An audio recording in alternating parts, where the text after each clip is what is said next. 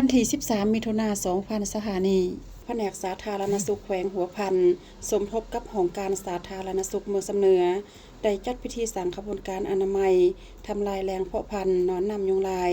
อยู่ที่สวนสาธารณะหัวพันแทงหัวโดยการเข้าร่วมของฐานอำเจริญสอนทวีไซหัวหน้าแผนกสาธารณสุขแขวงฐานนางคำพรสมบูรณ์ห้องเจ้าเมืองสำเนือมีภาคส่วนที่เกี่ยวของคันแขวงคันเมืองเข้าร่วมท่านเพชรสมรไซยวงศ์กรรมการภาคเมืองหัวหน้าของการสาธารณสุขเมืองได้ผ่านความเป็นมาบันตานไข่ยุงลายอาเซียนประจำปี2025ครบรอบ14 ปีวันที่15มิถุนายน2011ถึงวันที่15มิถุนายน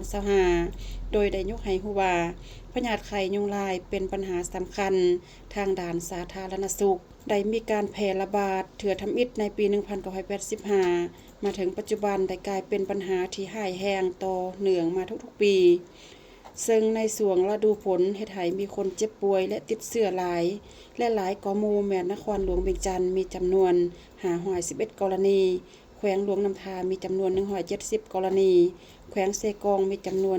157กรณีแขวงหลวงพะบางมีจำนวน142กรณีแขวงอุดมไซมีจำนวน141กรณีแขวงเวียงจันทน์มีจำนวน62กรณีแขวงสัญญบุรีมี59กรณีแขวงอัตตปือมีจำนวน52กรณีแขวงขมวนมีจำนวน48กรณีแขวงสวรรณเขต47กรณีแขวงบริคำไซ21กรณีและแขวงอื่นๆอีกจำนวนหนึ่งการควบคุมและสกัดกั้นบ่ให้พยาธิไข้ยุงลายมีการแพร่ระบาดแม่นเป็นหน้าที่ของหมดทุกคนในนามแขนงสาธารณสุขก็คือการนำแขวงเมืองสำเนือเรียกร้องมายังทุกภาคส่วนเห็นความสำคัญ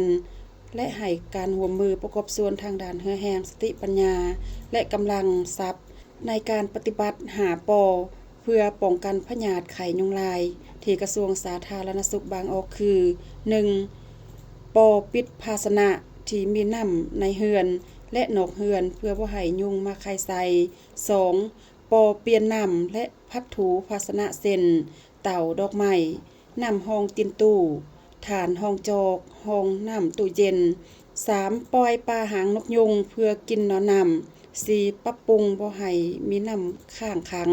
ทำลายกระปกกระปอง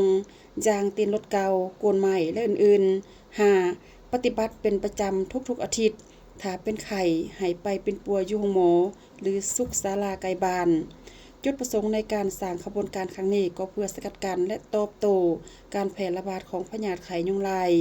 ที่มียุงลายเป็นพาหนะนำเชื้อเพื่อทำลายแรงเพาะพันธุ์หนอนนำยุงลายโดยเป็นเจ้าการของชุมชนครอบครัวและการปลุกระดมอำนาจการปกครองพ่อแม่ประชาชนบรรดาเผ่าเห็นความสำคัญของการอนามัย